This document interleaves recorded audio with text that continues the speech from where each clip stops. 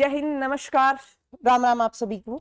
स्वागत है आप सभी का क्लियर विजन के इस ऑनलाइन प्लेटफॉर्म पर। मैं सुमन चौधरी हमेशा की तरह एक बार फिर से आप सभी लोगों के साथ जुड़ रही हूँ पटवार टेस्ट सीरीज में टेस्ट नंबर 42 लेकर के।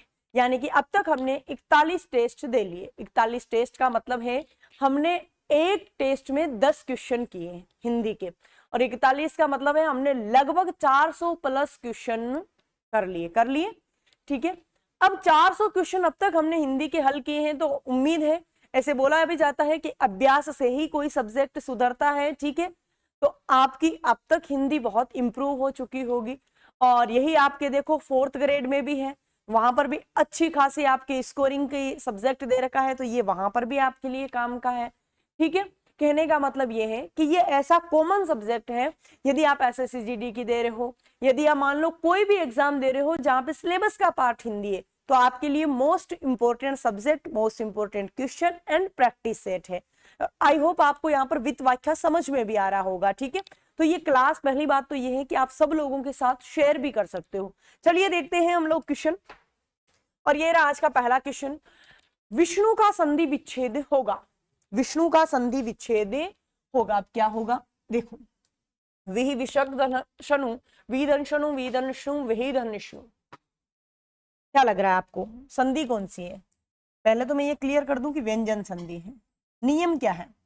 अच्छा, एक नियम है कि यदि ई और ऊ के बाद स्था और स्ने आए तो ये जो दोनों हैं, ये तो स्ट्र बन जाएगा, ये स्ने बन जाएगा। तब आई होप आपको समझ में आ रहा होगा कुछ चीज। क्या होगा? वी प्लस स्नु करेक्ट होगा। प्रत्यय रहित शब्द है। चालक, चल धनक, अक प्रत्यय लगा है। थकावट, आवट प्रत्यय लगा है। टोकरी, ई प्रत्यय लगा है, याद रखना। बर्दाश्त, कोई प्रत्यय है ही नहीं, एक्चुअली शब्द भी गलत दे रखा है। नेक्स्ट, संकलन त्रय किस समास का उदाहरण है? द्वंद्व, बहुवीरी, द्विगु, कर्मधारय समास।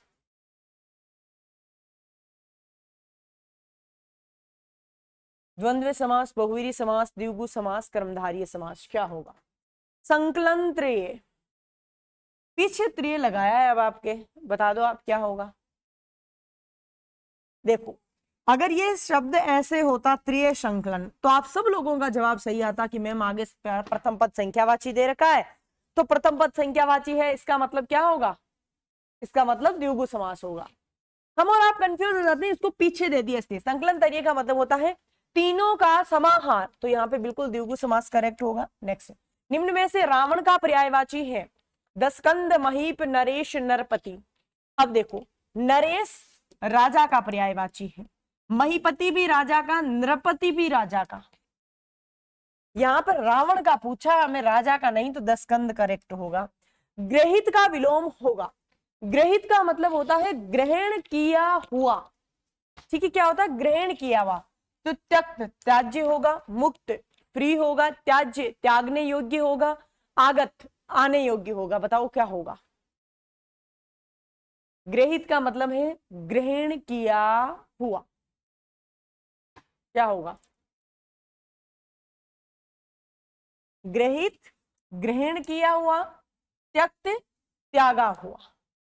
ठीक है, नेक्स्ट, इनमें से वर्तनी की दृष्टि से कौन सा शब्द अशुद्ध है? मनोकामना, अतेपुर, जगन्नाथ, निरोग। विसर्ग संधि, विसर्ग संधि, निहि विसर्ग धन रोग, जगन्नाथ व्यंजन संधि, जगत धननाथ।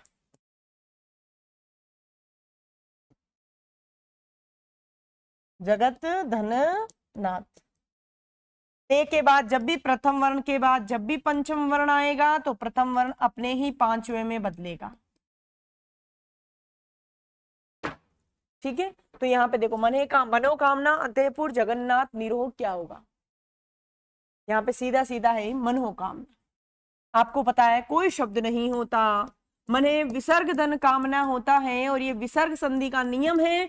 विसर्ग से पहले जब भी ए हो, विसर्ग के बाद जब भी के, थे अथवा पे या फे हो, तो हमेशा विसर्ग जो का त्यों बना रहता है, और इसी में शब्द आता है प्रातःकाल वाला। नेक्स्ट, निम्नलिखित वाक्यों में शुद्ध रूप कौन सा है? अंधेरी रात में कुत्ते जोर से चिल्ला रहे थे। देश भर में दीपावली का उत्सव मनाया गया।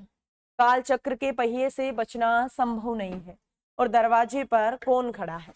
बताओ। अंधेरी रात में कुत्ते जोर से चिल्ला रहे थे। देश भर में दीपावली का उत्सव मनाया गया। काल चक्र के पहिए से बचना संभव नहीं है और दरवाजे पर कौन खड़ा है? बताओ। वाक्यों में शुद्ध रूप है।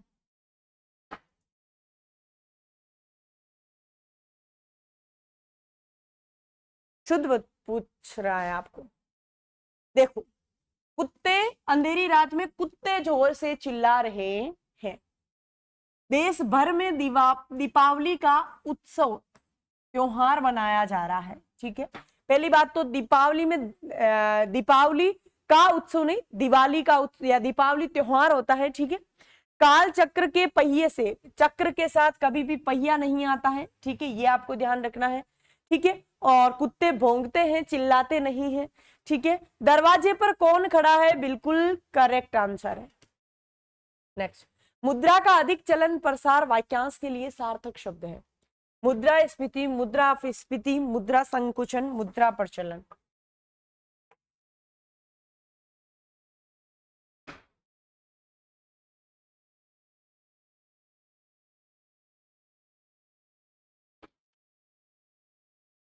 मुद्रा का अधिक चलन या प्रसार क्या कहलाता है?